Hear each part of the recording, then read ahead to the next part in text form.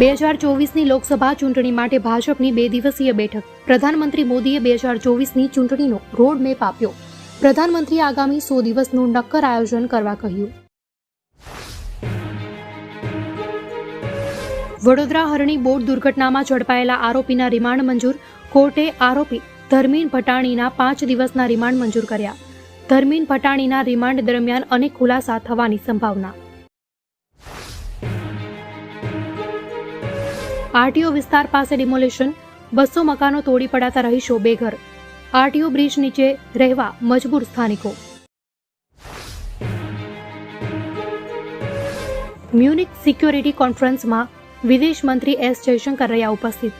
S જયશંકરને Bharat America સંબંધો પર સવાલ પૂછવામાં આવ્યો. જયશંકરનો જવાબ સાંભળીને અમેરિકાના વિદેશ મંત્રી એન્ટની બ્લિંકન પણ હસવા લાગ્યા. અમદાવાદ શહેરમાં ફાયરિંગની ઘટના. શાહ આલમ વિસ્તારમાં ફાયરિંગ. જમીનની અદાવતમાં ફાયરિંગની ઘટના બની. અમદાવાદમાં ફરી વ્યાજખોરોનો ત્રાસ. વ્યાજખોરના ત્રાસથી યુવકે કર્યો આપઘાતનો પ્રયાસ. 10 લાખ રૂપિયાના 25 લાખ વસૂલી લીધા હતા. સાબરમતી રિવરફ્રન્ટ બનશે વિશ્વનો સૌથી લાંબો રિવરફ્રન્ટ. અમદાવાદથી ગાંધીનગર સુધી રિવરફ્રન્ટનું કરાશે નિર્માણ. 38.2 કિલોમીટર લાંબો બનશે સાબરમતી રિવરફ્રન્ટ. એમસી દ્વારા ફેઝ 2 અને 3ની કામગીરી શરૂ કરવામાં આવી. મોરબી રોટરી ક્લબ દ્વારા બાળકો ધમાલ ગલી 2024નું કરાયું આયોજન. બાળકોને મોબાઈલમાંથી બહાર કાઢવા કરાયું રમતોનું આયોજન. સ્કાયમોલ ખાતે ધમાલ ગલીનું આયોજન કરવામાં આવ્યું.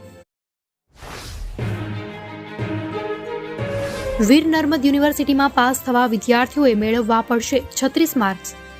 વીએનએસ જીયુમાં નવી શિક્ષણ પોલિસીમાં પાસિંગ માર્ક્સ 36 કરાયા. હવે વિદ્યાર્થીઓને પાસ થવા માટે 36 માર્ક્સ લાવવા પડશે. 1 માર્ક્સના કારણે નાપાસ થનાર હજારો વિદ્યાર્થીઓને થશે લાભ. કેન્દ્ર સરકાર દ્વારા ખેડૂતોના હિતમાં કરાયો મહત્વનો નિર્ણય. ડુંગળીની નિકાસ પર કેન્દ્ર સરકારે આપી ફરી મંજૂરી. બાંગ્લાદેશમાં 50,000 મેટ્રિક ટન ડુંગળીની નિકાસને મંજૂરી.